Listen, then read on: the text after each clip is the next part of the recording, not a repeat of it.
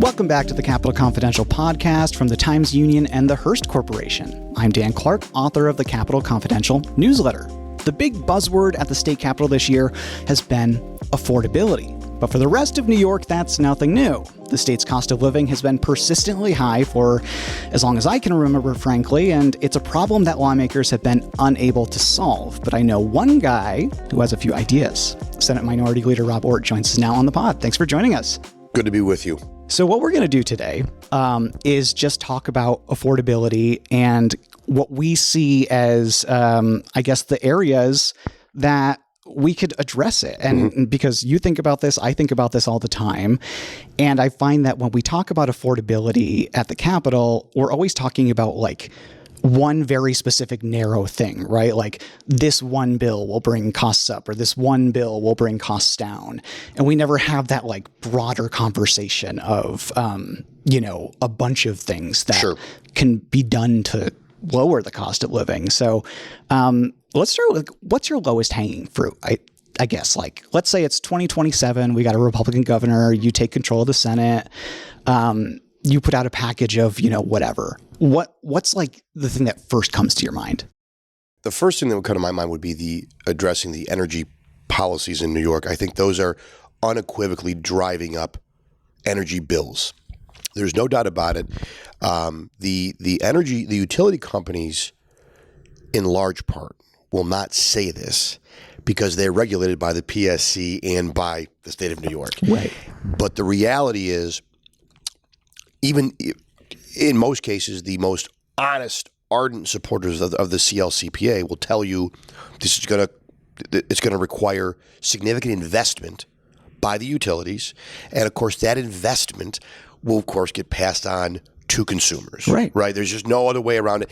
And I often say, look, I'd rather have that honest conversation. If you're for it, then you should be able to say, yeah, it's going to cost more, but here's why it's worth it, right? That's an okay conversation. I may disagree that it's worth it, but that's the whole point, is we're arguing really about, is it worth it? Is there a return on this investment for humanity, for our community, whatever it might be? And I just don't think that happens enough. I think we try to leave out, there's always a pitch, there's always the fine print that we try not to talk about. And so I think the biggest thing that I would tell an incoming I would tell this governor, and I have, but I would tell a Republican governor, we need to reverse course or to change our thinking on the energy piece, because to me that is going to Pennsylvania. This is to me a great comparison for New Yorkers. So a lot of my colleagues, when we talk about affordability, and this is where on energy, so people will talk about, well, the greedy utility companies, right? No question. And look at. I pay my energy bills too. I don't love them, and I'm not here to defend a utility company. So let's say that they are. Let's just pretend for the moment we all agree utility companies are greedy, and they want to make as much money as they can off of us. Which is to say they're like any other industry out there, right? But they're let's say private companies. I would say we could probably agree that the utility company in Pennsylvania is as greedy as the utility company in New York. Oh yeah, right. You would have to. And yet, our energy costs are to like electricity costs are about 40 cents more than they are in a kilowatt hour than they are in Pennsylvania.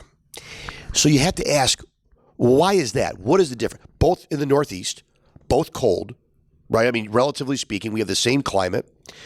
To me, the starkest difference is the governments in Harrisburg and the government in Albany. And they are not enacting. I'm sure there are energy-related, environmentally related issues, but they have not enacted this sort of far-reaching, sweeping, without saying what the cost is. And so while I think we do things about affordability here, the CLCPA almost undermines whatever other affordability measures my colleagues or us collectively try to do, because if you, Dan Clark, Joe New Yorker, or Dan New Yorker, if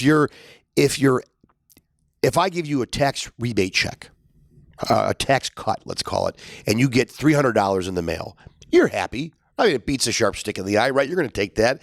And there's somebody, by the way, that $300 is a really big deal for. I don't want to just completely, but if your energy bill went up by $300 over the course of the year, did I really make it more affordable for you? And I would say we didn't. We spent a lot of money to get those checks out, but we didn't make it more affordable. So that's where I would focus, I guess, low-hanging fruit. Yeah, my utility bill in my apartment in Albany, I live uptown, is so much higher now than what I was paying when I lived in a different same style, same layout apartment about 10 years ago. I would expect costs to go up over 10 years, of course. But the level significantly higher that like if I was getting a $300 check, that would not even cover one of my bills in the winter, for one, would probably cover a bill in the fall. And thankfully in the summer, it's a little bit better, but still with the cost of air conditioning. I mean, like I have 3 dogs. I can't live in a sauna. And I only have window units too. So they're just going all the time. And those window units, those you're going to pay for those for sure. No, exactly.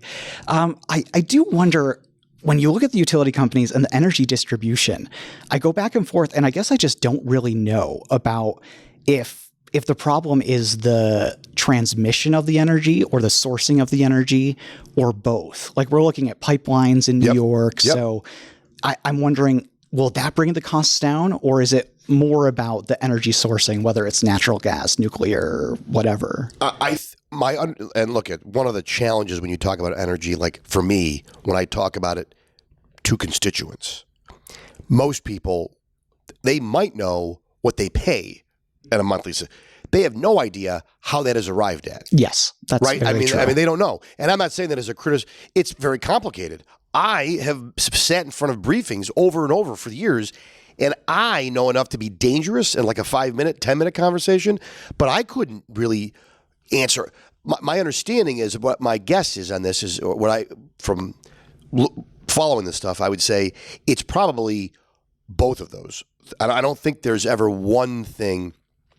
So I do think being able to get the energy to the people, your customers, and whether that's easier or harder to do, whether you have to draw down over here because peak, all of that factors into pricing. Yeah. And where you live and where you are in the stream of that distribution.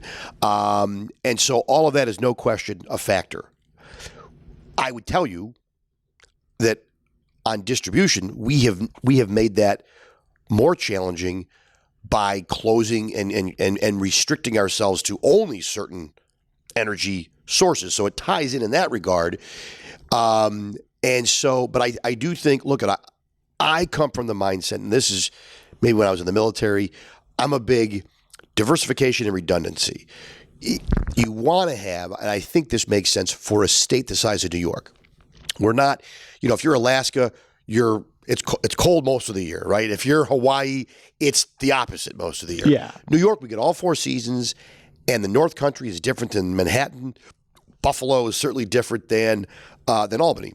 And so I think you want as many options for your state from an energy perspective. And I think that the reality is there's a lot of safe, when I was a kid, nuclear was like, that was the future. Yeah. It really was, right? And I think it's ramping up again now, but I can't tell. It does seem, you're right. There seems to be I guess we're like coming back to nuclear. Nuclear is maybe getting cool again. Yeah. Look, I think that the issue is always, people think of nuclear, they think of nuclear weapons. Yeah. Or nuclear accidents like Chernobyl. Accident, right? And I would say the reality is when you're talking about oil exploration, gas, lithium ion batteries, major storage, there's always a risk that something can go wrong when you have combustible things that are supposed to power engines in homes and cities, right? You're talking about a lot of power. So there's always a risk, and generally nobody wants to be next to it, right? No one wants to live next to where these things are like housed or produced or whatever it is. And I appreciate that. But I do think we need a diversified portfolio in a state like New York where you have some renewable energy, where you have some traditional fossil fuel, and then you have nuclear, maybe hydrogen, which is kind of one of these where there's a lot of research going into something like that. In fact, a lot of research going on Long Island. Oh, yeah. I forget the name of the lab, but there's a lab down there that I know Senator Matera, actually Senator Kruger, were both there for a presentation. I think maybe Stony Brook Labs. I think that's where it was. And so there's a lot of research going into new energy, and that's an exciting thing.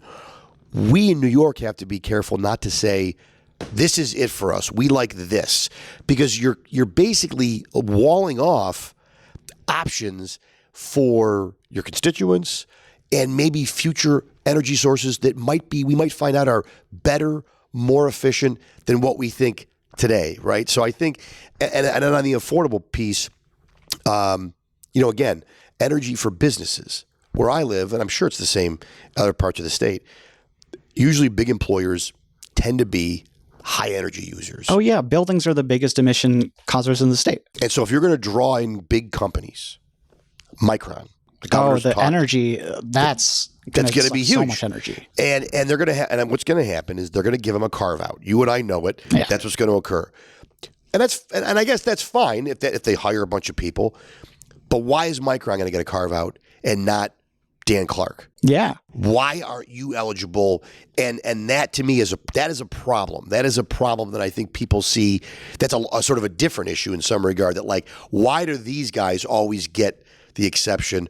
Or a company that's been here and that hires 100, employs 100 people, they won't get that because they're not coming in. They're not new. Right. And so those are, I think, issues that we have to grapple with here in Albany when we're talking about these policy items. I don't trust the utility companies to keep the prices low. Sure. That's where it comes to me of like, if we make it cheaper for them, awesome. But I get worried that they'll be like, great, we're going to keep that money. We're not going to pass it on. So but I would say you don't have to trust them. So I'm not ever going to ask anyone to trust if there's the market should drive them. Again, if you look at other states, now look, I'm sure someone in Pennsylvania doesn't like their energy bill either, right? It's like a tax bill. No one is going to ever tell you, oh yeah, I like this. This is perfect. Right. They'd like it to be zero, right? They'd like it to be less. Let's just start there. But I think if you look at other states, in some cases, the exact same energy companies are charging less. And so to me, when we're talking about losing people in other states, losing employers to other states, those things are reasons. The companies look at that as a huge cost and they go, well, geez, my cost without an incentive is already less. Yeah. Then you throw in an incentive because every state has them. And now the only way we keep them here is with gobs of money, an exception, a carve out, which means that the cost shifts to everybody else who has to pay whatever that might be. So I'm not asking anybody to trust the utility company. I trust them to do what's in the interest of their shareholders and of their company, right? Their bottom line. But we have to understand sort of the economics of energy policy. And I think in New York, we have acted as if we exist apart from some of these things. And I think that has resulted in higher costs here, higher energy costs, because a lot of these energy companies are going to say, look, we'll comply with what you want us to, but it's going to cost your consumers more for us to do that. It's interesting when you look at the how New York State is powered. NYSO, the independent system operator, put out their report for the year on power trends last year. And I'm always happy to see that upstate is powered, I think, 90-ish% by zero emission because of the hydro. Yeah, hydro. Yes, so much, right where you are. Yep. And New York City, if you look at the trend, because Indian Point Quite closed. The opposite. Yeah. Indian Point was powering, I think, at least a third of the city. 100%. Yeah. And now it's powered off of oil, gas, the things that the lawmakers representing it do not want it to power. Correct. Exactly. It's an interesting. I've had this dialogue sometimes with my colleagues from the city for a long time, saying that, I'm sure if you looked at emissions in general in New York, I think we account for, it's 0.04% of global emissions. I'd be willing to bet that most of that 0.04 does not come from the cows in Genesee County, but it comes from the island of Manhattan and the 5 boroughs. Not surprisingly, you have 8 million people. You have a lot of, right? I mean, it makes sense that that's where you would see that. Yeah. And then on when you're talking about the energy, you're talking about dirtier. By the way, a lot of our energy we're increasingly importing. We're bringing it in from Pennsylvania and New Jersey. Those states have different regulations around what is clean or dirty power. Right. But that doesn't count against our. So in other words, that's New Jersey's problem. We're just going to use the power, and I find that to be a little bit disingenuous for my friends on the political left with the environmental folks who say, like, this is kind of like your balance sheet looks nice, you've made yours nice, but you still need that power, and you're just importing it from a state that actually might have lower air emission standards, lower regulations, and I just think that's disingenuous to the people who really think that we're trying to save the planet, and I get that. We're trying to make for a better environment.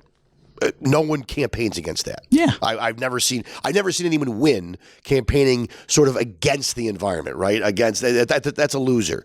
It's like campaigning for crime. But at the same time, I do think it's disingenuous in that we're doing things that affect New York jobs, New York ratepayers, New York taxpayers, the affordability issue. And that's one thing if you think you're getting to this ROI, you're getting to this better spot. But you get to this better spot globally. And if you're not getting to that better spot globally, then are you just doing damage to your economy, or you know what I mean? Like, what is the ROI on that? So that's a lot of times my issue is not what they're trying to do per se. It's that I don't believe that the ROI is actually there, but I know the cost on New Yorkers, the increase in rates, the higher cost to live here, that is definitely going to be there. Whether we actually get to where we're trying to go climate-wise, I think is more dubious sometimes. Yeah. So that's energy. Yep. There are so many different categories that we can go into next. Let's talk about food. Let's talk about food. But first, we're going to take a quick break.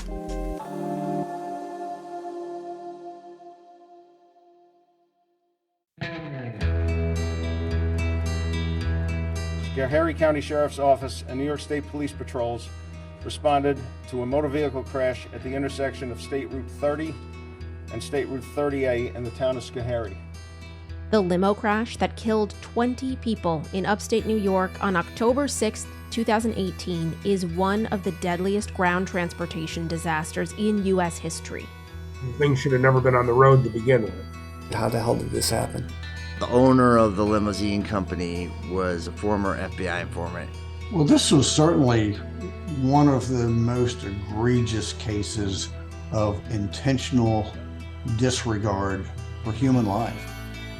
It's a story of tragedy and loss, of negligence and consequence.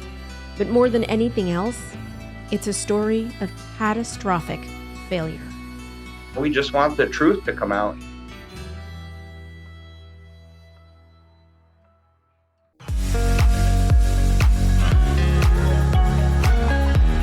If you're enjoying this podcast, take advantage of all the Times Union has to offer and support our efforts to bring you award-winning journalism by becoming a Times Union subscriber today.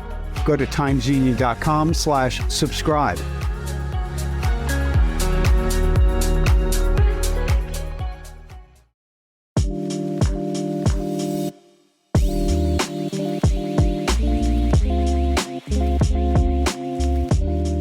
And we're back on the Capitol Confidential podcast, talking about New York's cost of living with Senate Minority Leader Rob Ortt.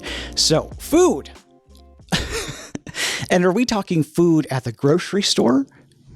Or, well, I guess there isn't any other food. I mean, you could talk about, I think you could talk about it in different ways. So, New York, agriculture, the people who grow the food. Yeah. It is one of the number one economic drivers in New York. Outside of the finance industry and Wall Street, agriculture is probably the next biggest economic driver. And there have been things, no doubt, there's global challenges for farmers. But again, when we talk about affordability, too often I think some of my colleagues, especially on the agriculture world, they're having sort of these global or maybe national discussions about issues. Yeah. And that's fine. I mean, we could talk about, but we're New York legislators. If you want to do something nationally, there's a place called Washington. Go, maybe you can make a difference. Here, we have to make a difference for New York farmers, and I think we've certainly increased their costs. They don't get to pass that cost on because a tomato is a commodity, right? So it's set. They just have to eat it, and they have to still get it to market because Danny Wegman or Neil Golub at Price Chopper, they're only going to pay whatever the commodities market says is a tomato's worth, right? And if it took you more to get it, then you either have to eat that increase or you lose out to your competition in another state or another country. And so that is certainly an issue, I think, on the affordability piece, on the food production, right? The food. Now, I do think at the store, there's a lot of things we can't, obviously at the state level, I don't pretend we're going to, in New York, lower food prices. By the way, the same logic I wish my colleagues would apply, that New York's not going to lower the global emissions by ourselves either. But let's get back to the food. But I think there are things we can do to try to put more money in people's pockets so they can afford expensive food. Oh, sure. Yeah. That to me is the biggest thing we can do, like here, right? Like at the state level. I don't know what I can do to now I know we cannot do things that will increase grocery prices in New York, right? So EPR, which just passed in the Senate, which is a package responsibility, getting rid of one-time use packaging and stuff. The reality is, again, you're talking about a huge ecosystem, and you're talking about in America where, things last on our grocery store shelves and in your refrigerator much longer than other places. And they last that long, not because the food's different, but because there's packaging that preserves the lifespan of that cheese or meat or whatever it might be. For a lot of grocery stores, the transportation is the biggest thing, right? You're bringing food from wherever you're bringing it from. If you can't ensure that when it arrives at your store, it's still going to be good because the packaging is different. You either won't carry certain things or you will charge more to have those on your shelves. Oh, yeah. And so I think it's a mix of trying to put more money in keep more people can keep more of their money so they can afford groceries because a lot of that is global. But at the same time, we do things here in New York like an EPR that if you follow the Business Council and others, they will say that on average, it's going to add about $600 annually to a grocery bill. Well, my inflation refund check may cover that. It may not. Right. After it was watered down. Well, especially because you already had to give it to the energy company. So now you're at the grocery store and now you're at a negative. And so but it's, we say that a little tongue in cheek, but the reality is that's what I think happens is people back home will hear someone here in Albany saying affordability, saying we're going to give checks back, saying we're doing all these things to make things more affordable, but they don't see it. Yeah. And they don't see it because of, in a way, that example where it's like, yeah, I did get this back over here, but it's already spent right somewhere else. And so I think we got to be able to do things that are a mix of avoiding increasing costs to the extent we can, and also trying to reduce costs where we can, right? It's a two-pronged approach. Right now, we're more of just kind of trying to offset the increases. That is exactly right. That is how I certainly see it. And look at New York. Most people know New York is an expensive state. I mean, you could go anywhere in the country and people would tell you, yeah, New York, California, D.C., Massachusetts, those are pricier states to live in. And that's okay if people feel that they're getting more for their dollar, right? You do certain things in your life. You might spend you might get the first class ticket on the plane because you go, you know what, this is worth it. I'm getting more room, I get more service, more food, whatever it might be. Or maybe you get a larger room at the hotel. You feel you're getting something that you can sort of quantify why I spent more. Oh, sure. I don't know that a lot of New Yorkers today, in the totality, are able to say how much more they're getting for their dollars here. You know what I mean? Yeah, to live here. No, I know exactly what you mean.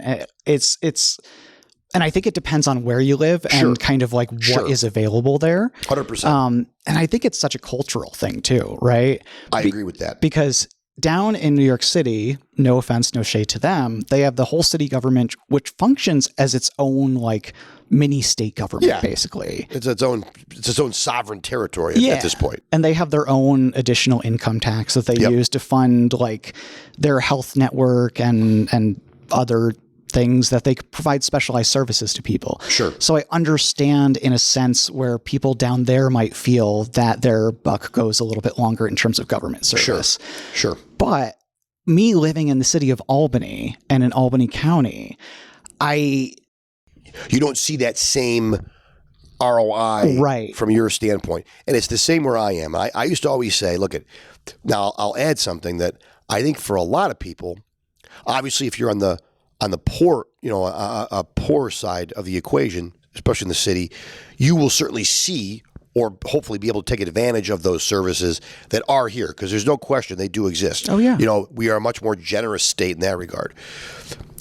I think I would say if you're wealthy and you live in Westchester, you live in Manhattan, it all works for you because you have access to the best restaurants, Broadway, shopping, right? I mean, it's a great place to live if you have the means to take advantage of it. And you don't notice the increase in your energy bills. Yeah, right. It's like, it went up. But we are home to some of the wealthiest people in the world.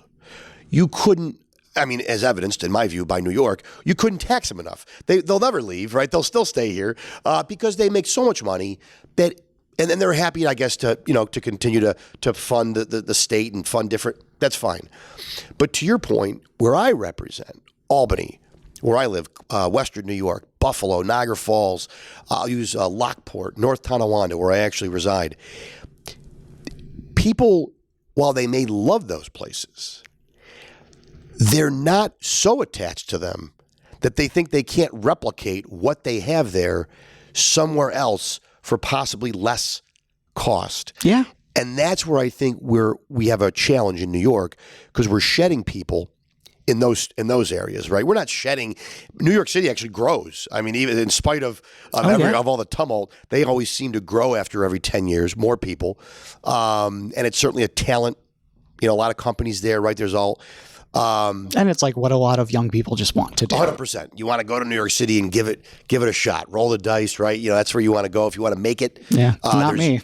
no. But there's industries too. When I was growing up, if you wanted to obviously be on Broadway, you wanted to be on Wall Street, you had to go there. Yeah. If you wanted to be in fashion, you had to kind of go there.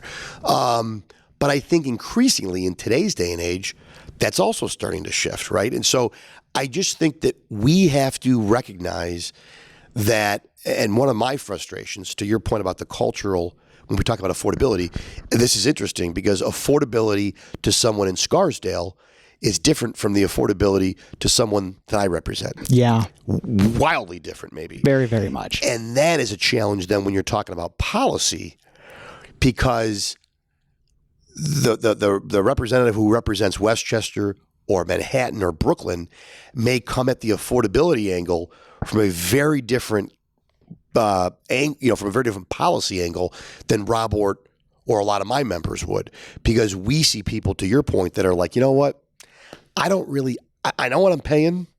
I don't feel like I get a lot of return on that.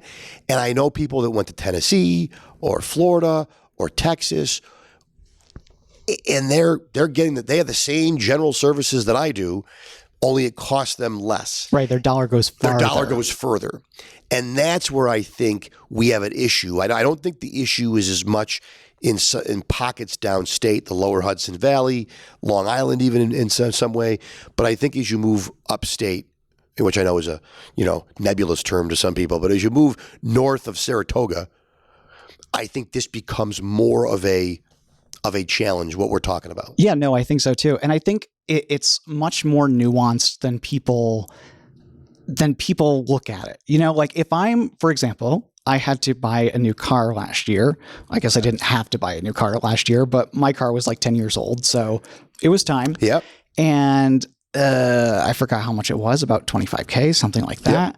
I got a hybrid. So that's $25,000 that's a lot of money. That is an investment. Yes. Whereas downstate, it's still a lot of money, but you're taking the subway. So you don't have to worry about car insurance and things like that. Sure. And although you may spend $25,000 over time, that's an overtime cost. That's a cash flow issue. Right. For you and I. When you got to cough up $25K tomorrow, that's different than if I said you could spread it out over X number of years. It's also a depreciating asset, and the rates. Yeah, the rates are insane. Are insane. So this is what I mean is I always say we talk about a lot of issues here.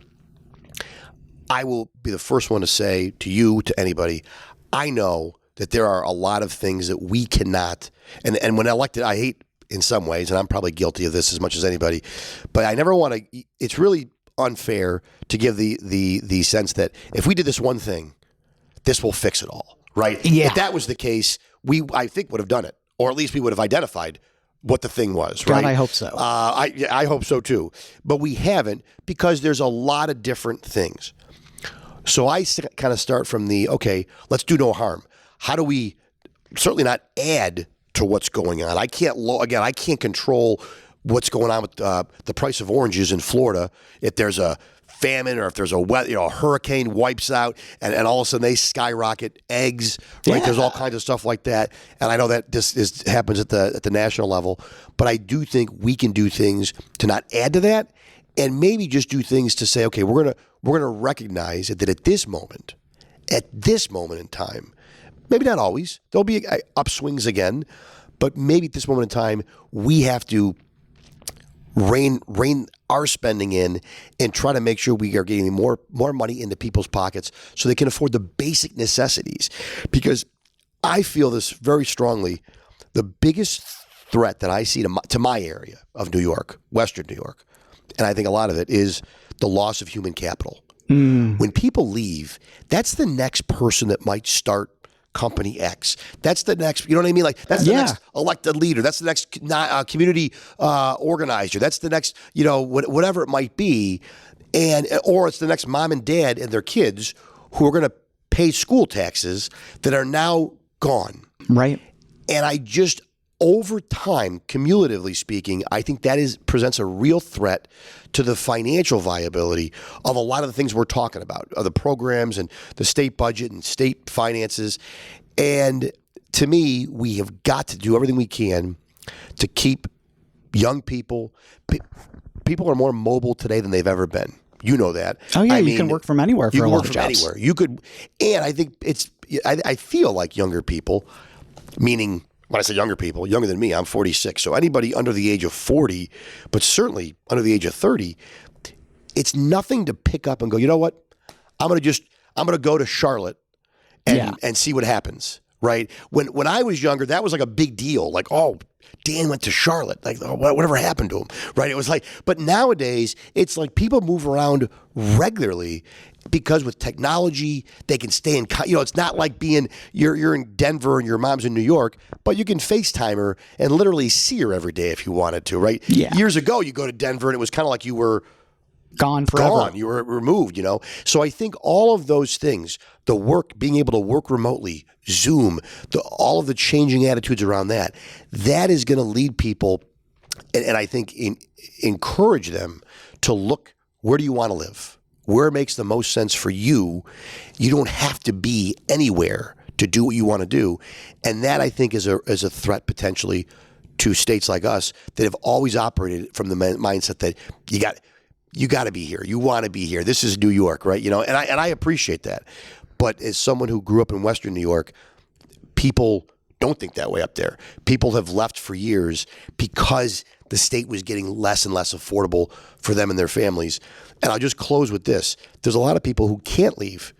Oh, yeah. Because you can't afford it. They can't afford to leave. Yeah. So it comes full circle, like in the sense that they want to leave because it's expensive, but they don't have the money or the resources to actually move themselves to where they want to go, right? And that person, in some way, is the person that I always think about when we debate things here. Is that the person who makes $150,000 a year? That person can leave if they want to, yeah, and they may. You know, and I'm not worried about the person that makes $20 million a year, because they're either they're gonna do what they want to do. They won't even notice what we're doing here, probably. Yeah.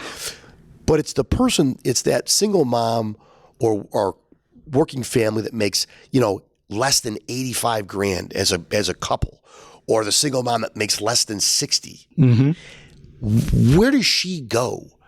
But she should have somebody here. Just because she's stuck here, you know, doesn't mean she should be like, oh, well, too bad for you, right? Like move or get on board. It's like, well, no, she can't move. But so she deserves. So I always try to think of those folks who maybe can't leave. And it doesn't matter if you live in the Bronx or Buffalo, those people exist all over the state. Oh my gosh, 100%. And that's a very good point on the human capital side. And we could have a whole conversation about that. But no doubt. We are out of time. Thanks for joining the pod. This was fun. I really enjoyed this. Good. I am happy that you did. You'll enjoy it next time too.